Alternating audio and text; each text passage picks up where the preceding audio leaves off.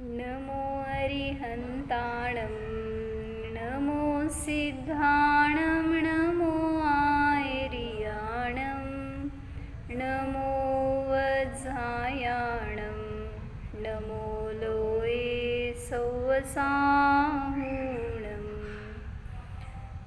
अजरमरविकलविकारी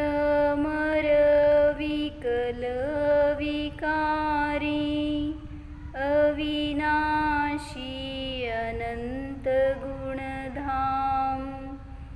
नित्यनिरञ्जन भवदुःखभञ्जन ज्ञानस्वभावी सिद्धप्रणाम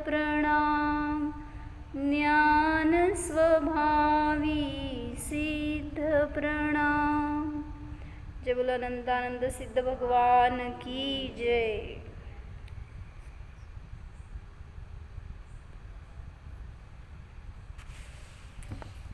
विनय पाठ का अर्थ देखा था हमने, क्या बताया था उसमें?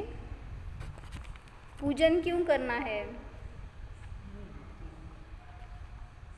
पूजा करायची तर त्याच्यातून आपल्याला काय प्रयोजन सिद्ध होतं किंवा पूजन केल्याने आपल्याला काय फायदा? तो ऐसे ही एक दृष्टांत बताया कि एक सास बहू थे और वो दोनों में विरुद्ध स्वभाव था। सास थी वो धार्मिक वृत्ति की थी और जो बहू थी उसको धर्म नहीं रुचता था सोनाली की तरह।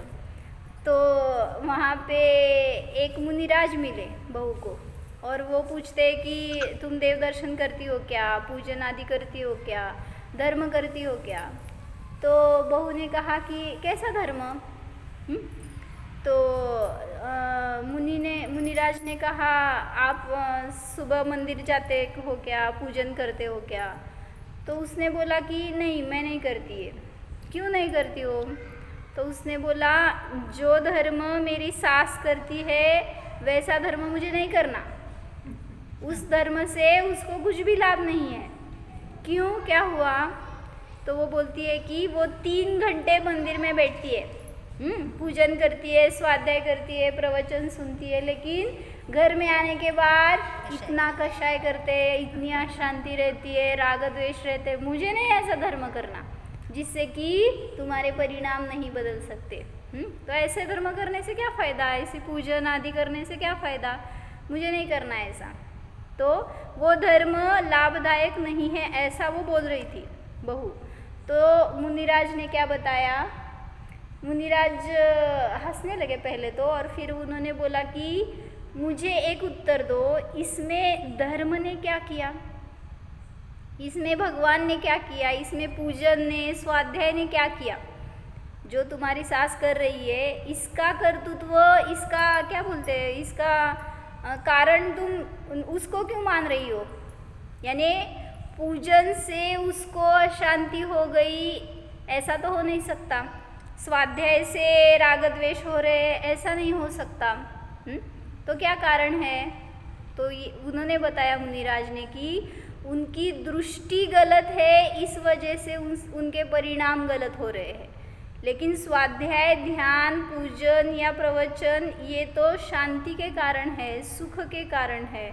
तो इसका जिसने जैसे अवलंबन लिया उसको वैसा फायदा होगा। तुमने क्या किया, मतलब सास ने क्या किया? उसने गलत तरीके से मतलब किया धर्म, लेकिन उसका यूज़ नहीं किया या उसका अपने जीवन में परिवर्तन नहीं किया उस वजह से। तो क्या मॉरल?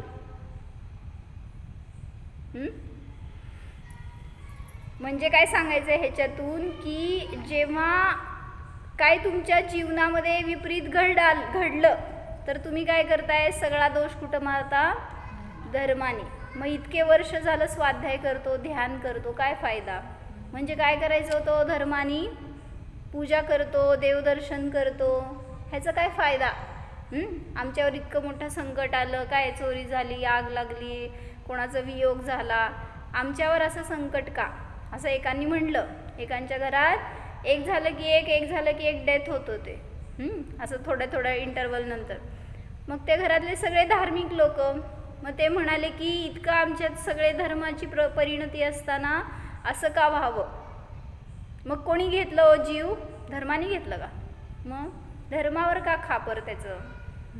म्हणजे अशी वृत्ती असती लोकांची. म्हणून सगळ्यात सोडणार ना पहिला तर धर्म सोडणार, त्याच्या निमित्तात होणारे रागद्वेष ते नाही सोडणार, तो मोह ते कषाय ते नाही सोडणार, पण धर्म आणि धार्मिक ह्यांना पहिल्यांदा सोडणार. असं झालं एकांचं. जे काही त्यांना प्रतिकूलता आली ना घरामध्ये, त्याचं कारण त्यांनी मानलं धर्म आणि धार्मिक म्हणजे देवशास्त्र गुरु, आणि त्याच्याबद्दल इतका द्वेष झाला की त्यांना सोडून दिलं. आणि मग किती कल्याण व्हायचं. म्हणजे आधीच पापाचा उदय, अजून हे सगळ्या क्रिया सोडल्यावर पुढं काय व्हायचंय? असं बघा, म्हणजे पापाचाच परत उदय भोगावा लागणार. म्हणून म्हणतात निर्णय करा, त्याच्याशिवाय नुसतं तुम्ही डोकं टेकवल्यानी धर्म होत नाही. काय करतो मंदिरात येऊन, कधी आलो आणि कधी गेलो ते बी कळत नसतंय.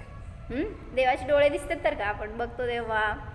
असं जर असं स्थिरतेने थोडं त्यांच्यासोबत बसून जरा बोला की त्यांच्यासोबत, नाहीतर बाहेर गप्पा मारायला सगळ्याबरोबर लगेच तयार. देवाबरोबर कधी मारायच्या. म्हणजे तिथं त्यांच्याकडं बोललो तर आपल्याला फायदा होणार आहे, पण ते स्थानच आपण निवडत नाही, त्याच्यामुळं सगळं लॉस चाललं आहे. तर छान सांगितलं त्यांनी. काय सांगितलं? देवदर्शन म्हणजे काय हे सांगतायत बरं का, सगळ्यात महत्त्वाचं. असं अध्यात्म घटवलं त्याच्यातून. आपल्याला देवदर्शन म्हणजे फक्त दर्शन वाटतं ना, तर त्याच्या मागं खूप मोठं रहस्य आहे. काय म्हणायचं? भगवंतांना तुम्ही वंदन करताय, दर्शन करताय, तर त्याचा अर्थ काय? त्यांचा तुम्हाला स्वीकार आहे, त्यांच्यावर तुमचं श्रद्धान आहे, तरच तिथं दर्शन होतं, तरच तिथं नमन होतं. भाव नमन सांगते बरं का मी, असं नाही की नुसतं येऊन जाणारे अनेक जण आहेत, पण त्यांच्या काय म्हणायचं, त्यांच्याविषयी एक अनुराग, त्यांच्याबद्दलचं बहुमान, त्यांच्या काय म्हणायचं वीतरागतेचं श्रद्धान, ते वीतरागता सुखदायी आहे ह्याच्याबद्दलचा एक विश्वास किती असतो मागं. मला भगवंतांच्या जवळ आल्यावर सुखच मिळणार इतकं कॉन्फिडन्स असतो का? जर असेल तर तुम्ही केलेलं दर्शन फलदायी आहे, म्हणजे तुम्हाला नियमाने तुमची अशांती दूर करण्यामध्ये कारण आहे. डोकं दुखायला कुठं जायचं सांगा? आम्हांकडं नाही. डोकं दुखायला कुठं जायचं? सगळ्या डॉक्टरांकडे पळापळी करतो, पण कारण वैद्य म्हणले अरिहंतांना, ते तुम्हाला न बघता ते नाडी तर बघून सांगितलं तुमचं डॉक्टर. इथं तर नाडी बघायची पण गरज नाही आहे. म्हणजे आमचे वैद्य डॉक्टर असे आहेत ना, काय न बघता काय न बोलता तुम्हाला उपाय देतील, पण तो आपल्याला नकोय. म्हणजे देवदर्शन म्हणजे सांगायलेत म्हणून की सुखाचं श्रद्धान, त्यांना अनंत सुख आहे, तेच मला इष्ट आहे ह्याच्याविषयीचं जे श्रद्धान आहे, तशी मान्यता आहे, त्याला म्हणलं खरं दर्शन. त्याच्यातच गर्भित आहे की राग आहे ते दुःखरूप आहे, हे आहे अशी मान्यता. रागाची पूर्ती ही असंभव आहे, त्याने सुख नाही. म्हणजे जे काय तुम्ही संसारामध्ये रागद्वेष करता, तर त्याच्या निमित्तात कधीही सुखाची प्राप्ती होत नाही. नियमाने ते किती राग केल्यावर आपल्याला सुख मिळणार हो? राग म्हणजे प्रेम आणि द्वेष म्हणजे वैर. मग किती तुम्ही राग आणि द्वेष केल्यावर तुम्हाला त्याच्यातून समाधान होतं? विचारू का विहाला आणि वीराला? मम्मी काय करते नक्की? म्हणजे सांगायचं की मोह हा नियमाने घातक असतो. तो नियमाने तुम्हाला दुःखच देणारा आहे, सुख देणारा नाही आहे. आणि त्याच्या विरुद्ध सांगितलं धर्म नियमाने सुखच देणारा आहे, दुःख देणारा नाहीच. म्हणून धर्मकार्याची अनुमोदना करा, ज्ञान वैराग्याची अनुमोदना करा, पण पाप कार्याची अनुमोदना करू नका. तुम्ही कसं करता हो पाप कार्याची अनुमोदना? म्हणजे कोणी म्हणलं आपल्याला समजा की आमच्या गावात मंदिर खूप दूर आहे हो, म्हणून आम्ही जात नाही. तर त्या एका परवा माताजींचा व्हिडिओ आला होता ना एक, काय सांगितलं त्याच्यामध्ये? म्हणले असं मी एकाच्याही तोंडातून नाही ऐकलं की दुकान खूप दूर आहे बरं का, म्हणून आम्हाला जायचं होत नाही. काय करतो, दुकान दुसऱ्या गावाला असलं तरी सुद्धा रोज अपडाऊन करणार, पण मंदिर दूर आहे त्यामुळं आम्ही 8 दिवसातनं एकदा जातो, महिन्यातनं एकदा जातो. म्हणजे अशी धर्माची अंतरंगात असेल ना एक इच्छा, एक आनंद, एक काय म्हणायचं, एक आतुरता असेल ना तर कसंही जातो माणूस. तर एक इंजिनियर आहेत असंच, IT इंजिनियर ह्याच्यामध्ये पुण्यात वगैरे जॉब करणारे, तर त्यांना इतकी इच्छा ना, सगळे ते MP कडचे वगैरे MP UP कडचे मुलं, तर त्यांना सवय तिकडं तशी की देवदर्शन केल्याशिवाय काय करायचं नाही. लहानपणापासूनचे संस्कार असतात त्यामुळं ते देवदर्शन करणार, पूजन प्रक्षाळ करणार, सगळं केल्याशिवाय घेत नाहीत काय असं, पण तिकडं संस्कारित आहेत. तर आम्ही जेव्हा गेलो होतो सागरला, तर तिथं पण आम्हाला असं दिसलं की कुठल्याही मंदिरात जावा, तुमच्याकडे इथं 4 लोकच दिसतील, तिथं 40 लोक एकेका मंदिरात, प्रत्येक मंदिरात. असं नाही की बाबा सगळे इथं आले तिकडं कोण नाही आहे, प्रत्येक मंदिरामध्ये असं झटून सगळेजण करायला असतात. का बरं, कोण नाही म्हणून जातात का सुट्टी म्हणून जातात, रोज रोज असतात तसे. आणि इतकं त्यांना आनंद असतो करण्यामध्ये, ते बघितल्यावर सुद्धा दृश्य असं आपल्याला आल्हाद होतो. हां, म्हणजे ते सगळे तिकडचे आलेले लोक असतात ना, ते त्यांच्यात तशी संस्कार टिकवतात. इवन सोलापूरमध्ये सुद्धा. पण आपण त्यांच्याकडनं काय घेईना ना, आपल्याकडं तसं प्रस्त नाही आहे. हां, आपल्याकडची लोक बघून सुद्धा बदलत नाहीत तसं. म्हणजे म्हणायचं आहे की कसं का करत असेना, पण त्यांच्याकडनं घ्यायसारखे गुण आहेत ते घ्यायला पाहिजेत आपण पण. असं दृश्य आपल्याकडं दिसत नाही. बोलवावं लागतंय लोकांना, पाळी लावावी लागती. काय 1 महिना फडेंचा, 1 महिना दोशींचा, 1 महिना गांधींचा, असं काय काय. म्हणजे ज्यांनी धर्मामध्ये येऊन असं काहीतरी काय म्हणायचं, वेळ बघून काळ बघून आपल्या सोयीनुसार जर धर्म करतील तर त्यांना धर्माची प्राप्ती होणार नाही. तर म्हणून सांगतायत की देवदर्शन मजबूर नाही मजबूत बनाता है. काय करतं, देवदर्शन केल्याने, देवदर्शन ही किंवा काय म्हणायचं, पूजन हे मजबुरी नाही आहे, जरुरी है. किंवा म्हणतो ना, म्हणून तर आत्मानुभूती जरुरी है, मजबुरी नाही है. तसंच सांगितलं इथं पण, जे काय तुम्ही धर्म म्हणून करता ते सगळं काय म्हणायचं, एक करायचं म्हणून करत असाल तर त्याच्यातून तुम्ही मजबूत होणार नाही आहे किंवा त्याच्यातून तुम्हाला फायदा होणार नाही आहे. म्हणून सांगतात की मजबूर नाही मजबूत बनो. अंतरंग आपला अभिप्राय जर खरा असेल, त्याच्यात जर शक्ती असेल, तर नियमाने आपल्यामध्ये त्याच्याविषयी एक अंतरंग प्रेम उत्पन्न होतं आणि त्यापूर्वक केलेल्या धर्माचं श्रद्धान हे आपल्याला त्या धर्माच्या प्राप्तीसाठी फलदायी ठरतं. तर श्रद्धानासाठी आज नैना काकींनी गोष्ट सांगितली. काकी सांगताय काय? नाही तुम्हीच सांगा. हा रेची सांगा की. निशान सांगताय काय? जितूबाईंनी सांगितलेली गोष्ट आहे म्हणे, ते काय वाघाची आणि माकडाची.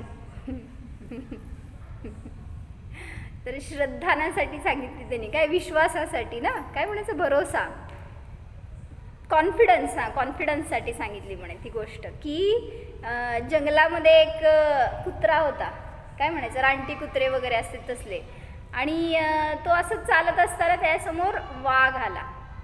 आता वाघ आल्यावर वाघाची शक्ती जास्त का कुत्र्याची? कसं असतं फलटणमध्ये. तर तिथं ते कुत्रा होता, तो त्याला कळलं ना आता की वाघ समोर आहे, पळण्यात पण अर्थ नाही आहे किंवा घाबरून पण काय फायदा नाही आहे, काहीतरी शक्कल लढवायची म्हणल्यावर त्यांनी पाठ फिरवली, अशी त्या वाघाकडं पाठ केली म्हणे. आणि तो काय म्हणाला मनातल्या मनात, एकच वाघ आहे, पोट नाही भरायचं, 2 असते तर, असंच नाव काय म्हणला, असं म्हणला, 2 असते तर मजा आली असती. हां, 2 असते म्हणजे त्याच्या पुढे ते आड पडलेलं असतं, तेव्हा तो एका ह्याच्यात पोट नाही भरलं, अजून एक पाहिजे असं. हां, मग असं तो म्हणाला, ते ऐकलं वाघाने आणि वाघ घाबरला माहिती आहे का. तो मागच्या मागं पळून गेला म्हणे. तर हे बघितल्यावर तो कुत्रा पण खुश. आणि मग ते चालत असताना तो बोलतोय की कसं फसवलं वाघाला आता. आणि हे ऐकलं झाडावर बसलेल्या माकडाने. आणि ते माकड शाणं नसते, ते गेलं म्हणे त्या वाघाकडं. आणि त्या वाघाला या कुत्र्याची काय म्हणते ती योजना सांगितली त्यांनी. म्हटला त्यांनी तुला उल्लू बनवलं कुत्र्यानी. म्हटला त्याला काय तशी शक्ती नाही आहे, तो काय फार डॅशिंग नाही आहे असा काय कुत्रा, त्यांनी तुला मूर्ख बनवलंय. मग असं का, खरंच का, असं का. म्हणून वाघ म्हटला चल तू माझ्या पाठीवर बस, आपण बघू. आणि आता दोघं यायला लागले होते म्हणे कुत्र्याकडं, काय वाघ आणि त्याच्या पाठीवर बसलेला माकड. आता परत त्याला फेस केल्यावर परत म्हटलं आता परत काहीतरी शक्कल काढायच लागणार. त्या कुत्र्याने काय केलं म्हणे, परत विचार केला आणि पाठ फिरवली परत. आणि म्हणला कुठं गेला हा माकड, केव्हापासून मी त्याला म्हणत होतो काहीतरी गोड बोलून त्या वाघाला घेऊन ये. आणि हे ऐकलं की काय झालं, वाघाने म्हणले त्या माकडाला टाकलं तिथंच आणि धुम टोकून पळून गेला. कोणी कोणाला वाचवलं हो. म्हणजे एक कॉन्फिडन्स असतो ना, तो त्यांनी दाखवला तिथं, म्हणून त्या परिस्थितीतनं बाहेर पडू शकला. तसा कॉन्फिडन्स तुमचा देवावर किती, गुरूंवर किती, जिनवाणीवर किती, स्वतःच्या आत्म्यावर किती, ह्याचं परीक्षण करायला नको का. म्हणजे आपल्याला पण असं प्रत्येक संकटातून बाहेर काढण्यासाठी हे श्रद्धा आणि हे कॉन्फिडन्सच काम करणार आहे. नाहीतर कुठल्या साध्या साध्या परिस्थितीत सुद्धा आपण लगेच आपलं मनोबल नष्ट होऊन जातं. म्हणून सांगतायत देवदर्शन हे आपल्याला विश्वास उत्पन्न करण्यासाठी, म्हणजे विश्वास असायला पाहिजे तसा देवावर, देवाच्या वाणीवर, तर तिथं आपल्याला कल्याणाचं कारण आहे. ते तत्वाचा विश्वास असतो का, पुण्य पाप संयोग आदी जे काही मिळाले त्याच्यावर विश्वास, हे सर्व अशरण आहे, अध्रुव आहे, याच्यावर विश्वास. हे न समजता न जाणता जे काय करता ते मात्र क्रिया आहेत. धर्म नाही आहे, देवदर्शन नाही आहे, त्याला पूजा नाही म्हटलं तर त्या सगळ्या फक्त क्रिया आहेत असं सांगितलं. मग एक त्यांनी त्याच्यात टॉपिक घेतलाय असं, म्हणजे काल आपण बघितलं होतं ना की द्रव्यपूजा का करायची, द्रव्यपूजा. द्रव्यपूजा म्हणजे चढवणं, तुम्ही जे काय चढवता ना, सगळं आपल्याकडून जे काही दान करतो ते द्रव्यपूजा झालं. का करायची, काय गरज त्याची.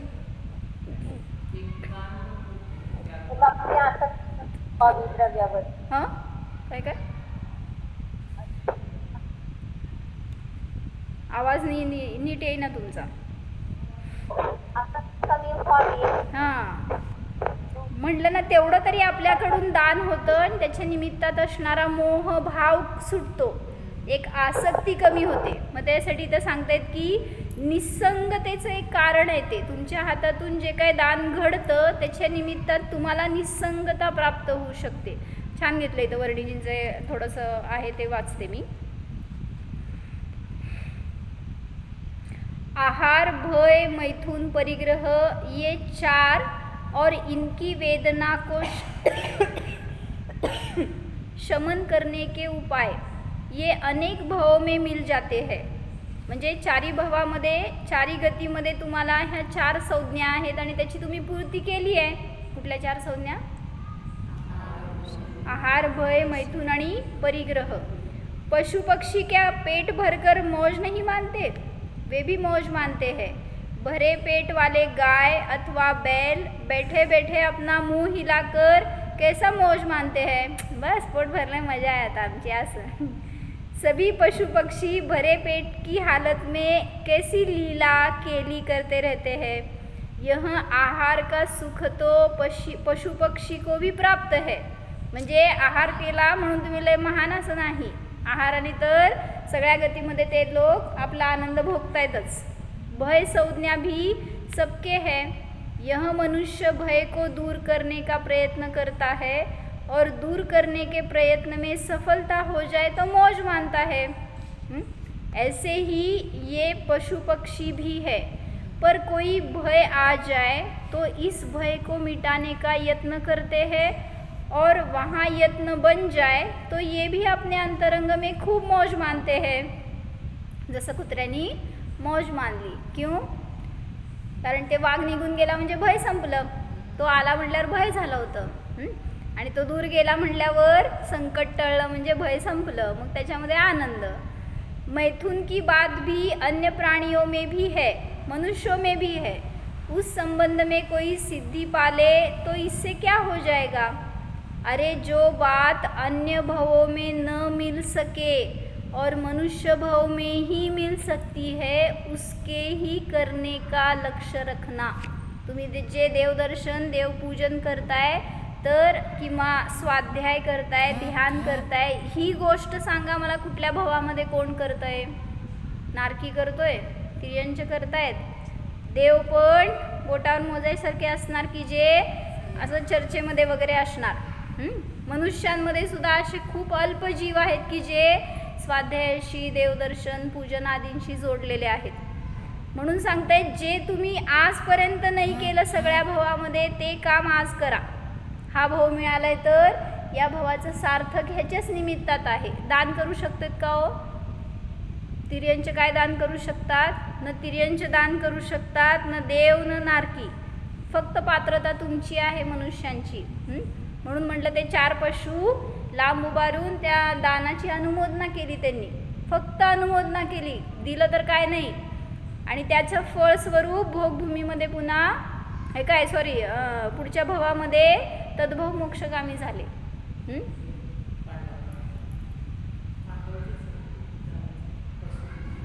नाही कोणाचं आहे होते स्टोरी?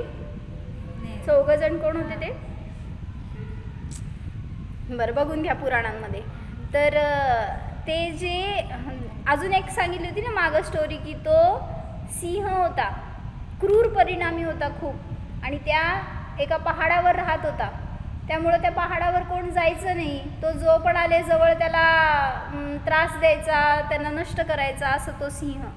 आणि नेमकं मुनिराज विहार करत चालले होते आणि त्यांना तिथंच थांबावं लागलं. मग तिथल्या लोकांनी सांगितलं की तुम्ही इथं थांबू नका, तो सिंह त्रास देईल तुम्हाला. पण मुनी म्हणले इथंच सामायिक करणार. आणि त्यामुळं ते सामायिक करणार म्हणजे त्याच्या आधी आहारचर्या तिथं असती म्हटल्यावर करावं लागलं त्या सगळ्या श्रावकांना. गुफा दूर होती पण पहाडावर तिथंच त्यांना आहाराची सोय करावी लागली. आणि माणूस आहे, माणसाचा वास येतो लगेच त्या प्राण्यांना, हिंस्र पशूंना वगैरे. त्यामुळं सगळ्यांना भय होतं की कुठंतरी येऊन काहीतरी करेल तो सिंह. आणि केली सगळी तयारी केली. मुनिराज आले, पडगाहन झालं आणि आहार सुरू झाला. सगळ्यांच्या मनात धास्ती की काहीतरी होईल आता. म्हणजे जर डळकाळी वगैरे आली तरी सुद्धा त्या हिंस्र पशूचं ते ओरडणं म्हणा त्याच्याने सुद्धा अंतराय करू शकतात मुनी. आणि मग त्यांनी एवढीच इच्छा करत होते की तो गुफेमध्ये असेल तर गुफेतच बसावा, बाहेर येऊ नये आणि त्यांनी डरकाळी सुद्धा फोडू नये. आणि काय म्हणायचं त्या मुनींचा प्रभाव म्हणा, एक त्यांचं इन्फ्लुएन्स म्हणा, की तिथले सगळे परमाणू त्यांच्या अनुकूल झाले होते. इवन तो सिंह समोर आला तरी सुद्धा त्यांनी एक डरकाळी सुद्धा नाही फोडली. कसं काय हो? म्हणजे आजपर्यंत असा तो क्रूर होता, काय म्हणायचं उपद्रवी होता, पण त्यांनी त्या मुनींच्या संगतीत आल्यावर, जेव्हापासून ते मुनी तिथं होते तेव्हापासून त्यांनी एकदा सुद्धा आवाज पण काढला नाही. आणि इवन समोर आला तरी सुद्धा मुनींच्या समोर त्याची अशी काय म्हणायचं एक नरमता होती परिणामामध्ये. आणि मग मुनींनी त्याला उपदेश केला आणि त्याला त्याच्या क्रूर भावापासून सोडण्यासाठी प्रेरणा केली असं, आणि सम्यक दर्शनाचा उपदेश दिला. म्हणजे कशासाठी त्यांनी अनुमोदना केली तिथं पण हे मला सांगायचं होतं. म्हणजे दानाची अनुमोदना करणारे ते 4 पशु तर माहीत आहेत की, पण इथं इवन जटायूनी सुद्धा अनुमोदना केली. जेव्हा त्या मुनींचा आहार चालू होता जंगलामध्ये तर त्याला पूर्वभावातलं स्मरण झालं ना की असेच ते मुनी होते ज्यांना मी आहारदान करत होतो. आणि अशा डोळ्यातनं अश्रुधारा वाहू लागले त्याच्या. आणि तो काय करतो, झाडावरनं उतरून जिथं पाद प्रक्षालन झालेलं पाणी होतं ना त्याच्यात जाऊन बसतो ते जटायू पक्षी. म्हणजे त्याचं एक नम्रता दाखवायची होती, एक त्याचं आदर विनय दाखवायचा होता त्याला. आणि मग जेव्हा आहार झाला त्याच्यानंतर मुनींच्या चरणाशी येऊन तो रडायला लागला आणि मग त्याचे भाव कळाले. ते निमित्त ज्ञानी होते मुनी, त्यांना कावधी ज्ञानी होते असं. तर त्यांनी त्याची सगळी कथा सांगितली राम आणि सीतेला, तो कोण होता पूर्वी आणि त्याला तशी का पर्याय मिळाली वगैरे. आणि मग त्याला आरोप दिला होता, नाही आरोप केला होता ना की हां तेच ते घाणीत नाही पिळलेला तो दंडक राजा होता तो पूर्व भवामध्ये. आणि त्या मुनींना उपसर्ग केला होता काहीतरी त्यांनी, म्हणजे राजा होता आणि त्या मंत्र्यांनी काय केलेलं की कोणी नग्न पुरुषाला राणीच्या महालात सोडलं. आणि मग ते दाखवलं होतं राजाला दुरून की मुनी असे असतात. ॲक्च्युली ते मुनी नव्हते. आणि हा विवेक सोडून काय केला, राणीबरोबर ते अशी क्रीडा करतात म्हणल्यावर सगळ्या मुनींना नष्ट करा म्हणून आदेश दिला. आणि काय केलं हो त्यांनी, घाणीत पिळलेलं होतं का काहीतरी त्यांनी उपसर्ग केला मुनींवर. आणि अनेक मुनी दंडक राजा म्हटले ते दंडकारण्य झालं, मग सगळं तिथलं नष्ट झालं.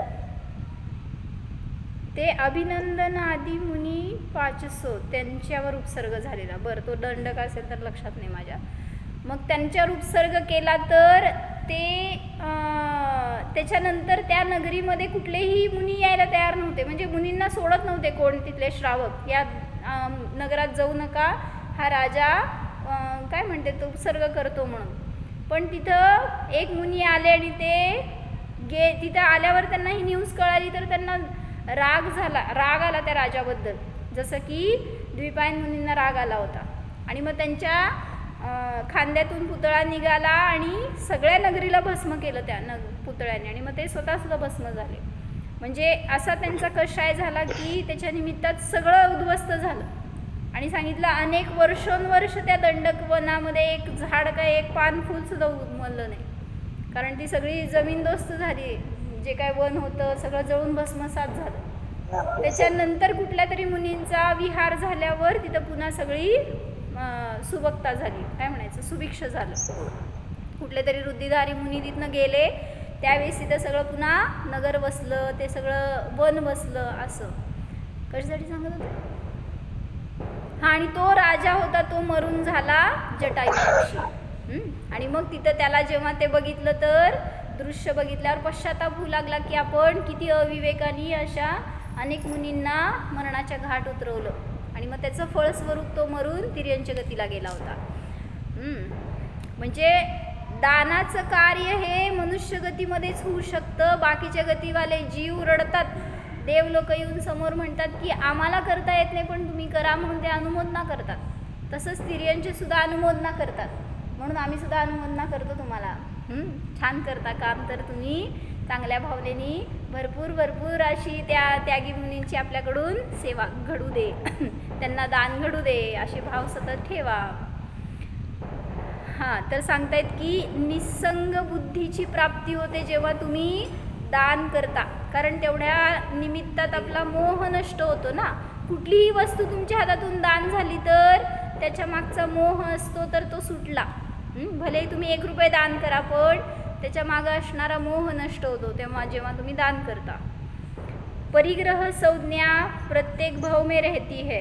मनुष्य जरा विशिष्ट बुद्धि वाला है, सो परिग्रह को अनेक ढंगों से रखता है. काका चांगलं सांगितलं बरं का. इसके लिए बैंक है, घर है, व्यापार है, अनेक तरह की प्रक्रियाएं है. यह परिग्रहों का संचय कर लेता है. पशु पक्षियों में जितनी योग्यता है उतने ही रूप में वे संग्रह कर पाते हैं. किती संग्रह करतात तो छान सांगितलं त्यांनी बरं का, की पशु किंवा पक्षी किती संग्रह करू शकतात. बंदर माकड आहे तो किती संग्रह करू शकतो सांगितलं. त्याच्यासमोर समजा चणे वगैरे ठेवलेत कोणी, त्यांनी सांगितलं त्याच्या मुठीत जितकं आलं ना तेवढाच त्याचा संचय. म्हटला त्यांनी छान घेतलं आहे का. बंदर इतना ही संचय कर पाते है कि जल्दी जल्दी मुख में भर लिया, जेवढं भरू शकतो तेवढं तोंडात, और एक हात में भर लिया, बस 3 पैर से भागते जाते हैं. दोन हातात सुद्धा धरू शकणार नाही, चालायला येत नाही त्यांना. म्हणजे त्यांचा संचय किती हो, असा अल्प संचय असतो म्हणून सुखी असतात. तुम्हाला हात पाय तोंड अंग सगळं भरलं तरी आपलं परिग्रह संचय संपत नहीं. इतना ही संचय कर पाते हैं बंदर. मनुष्य ज़्यादा संचय कर लेता है. पशु भी केवल खाते समय जो सामने है उसको बचाते हैं. कोई दूसरा जानवर बिगाड़ने आ जाए, खाने आ जाए तो थोड़ा सिंग भी मारने का यत्न करते हैं. वे इतना ही परिग्रहण रख पाते हैं. और कीड़ा मकोड़ा पेड़ वगैरह जो सामने आया बस उसी का परिग्रहण कर पाते हैं. पर परिग्रह संज्ञा से छूटा कोई नहीं है. जरी झाडांकडे काय परिग्रह, पाण्याकडे काय परिग्रह, अग्नी, वायू, वनस्पती, काय पृथ्वी, काय परिग्रह त्यांचा. ठेवू तर काय शकत नाही जवळ, पण संज्ञा कार्य करते ना अंतरंगामध्ये, सगळं ठेवण्याची, जमवण्याची, मिळवण्याची. यह चीज़ भी भव भव में मिल जाती है. इसके बढ़ावे में भी क्या बड़प्पन है. म्हणजे कुठल्या परिग्रहाची वृद्धी झाली तर तुम्हाला सुख आहे हो. सगळ्याला वाढवलंय आजपर्यंत पण सुखी नाही झाला. बड़प्पन तो अपने उस तत्व में है जो यहाँ ही सिद्ध हो पाता है, अन्य भव में नहीं. वह तत्व है शुद्ध जीव स्वरूप का गाढ़ परिचय होना और परद्रव्य की उपेक्षा कर लेना. यह बात यदि न प्राप्त कर सके तो दुखी कौन होगा. यह खुद ही दुखी होगा. म्हणजे तुम्ही जो काही परिग्रह करताय, कोण दुखी करणार तुम्हाला हो. परिग्रह दुखी करतो का सुखी करतो. गळ्यात घातला परिग्रहाबद्दलचे आपले विचार दुःखी करतात. हां, म्हणजे तो परिग्रह जवळ ठेवलाय, जवळ आहे, सुरक्षित आहे, तरी सुद्धा दुःखी असता तुम्ही का हो.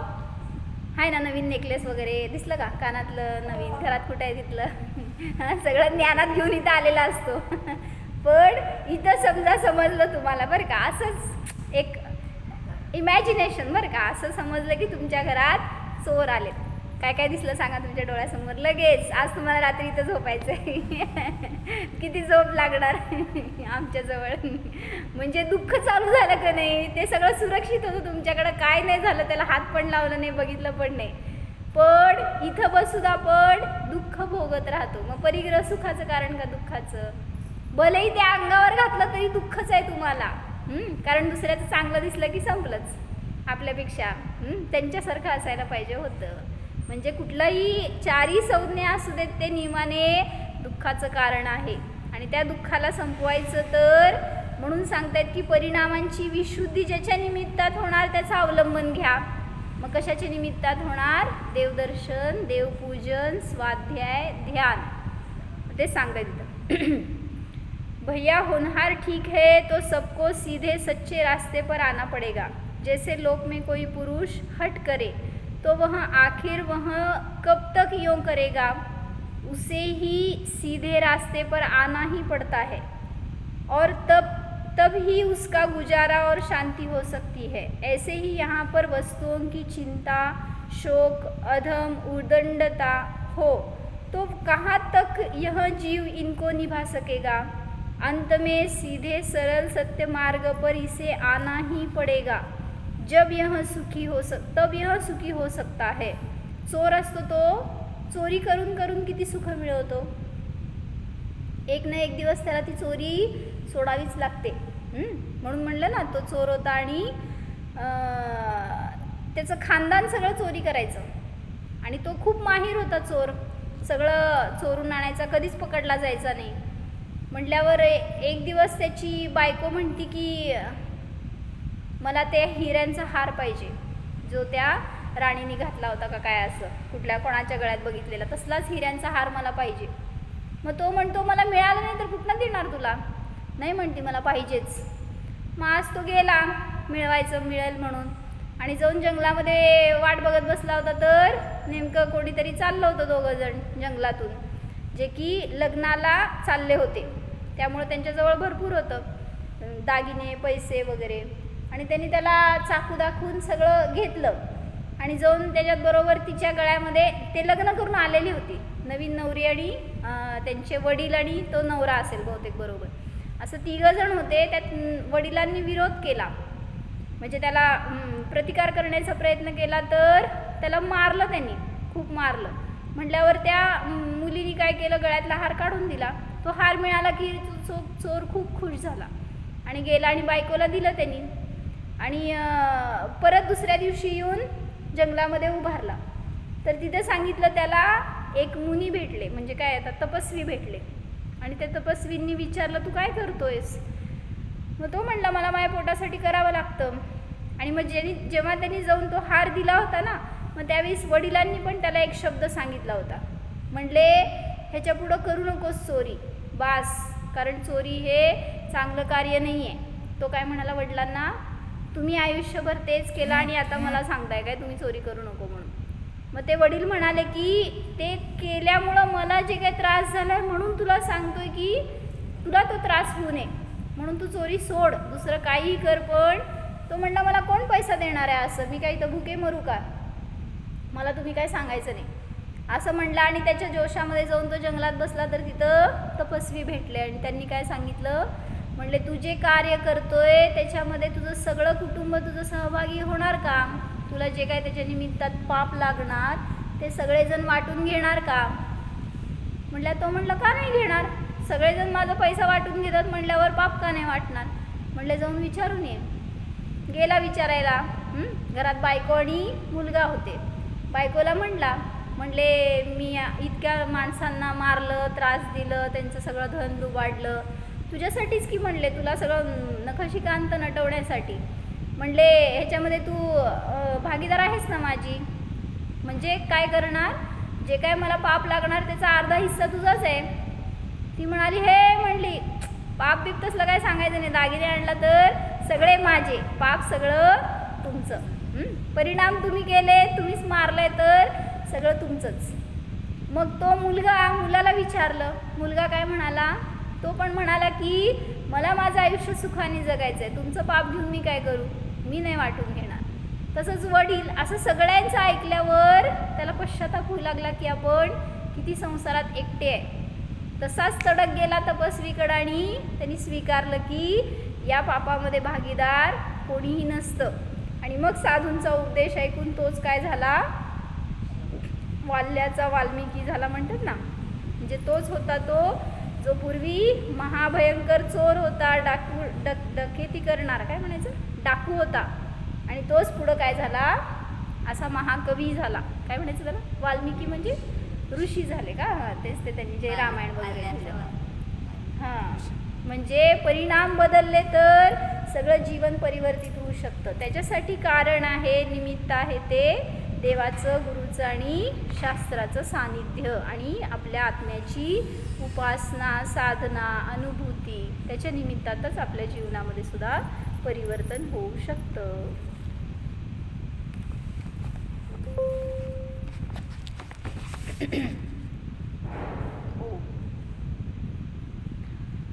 जाणा पवित्र स्वभावी शुद्ध आत्मद्रव्य जाणा. पहा, या आत्म्यामध्ये कलुषता नाही, पाप नाही, राग नाही, द्वेष नाही. हा मी तर सर्व विभावांपासून भिन्न शुद्धात्मद्रव्य आहे, चेतन द्रव्य आहे, निष्परिग्रही आहे.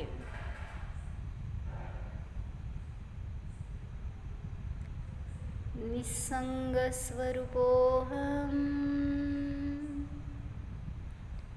निर्ग्रंथ स्वरूपोऽहम्,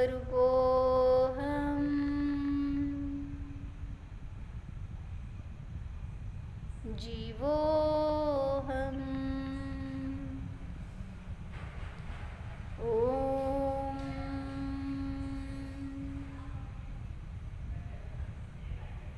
विसर्जन.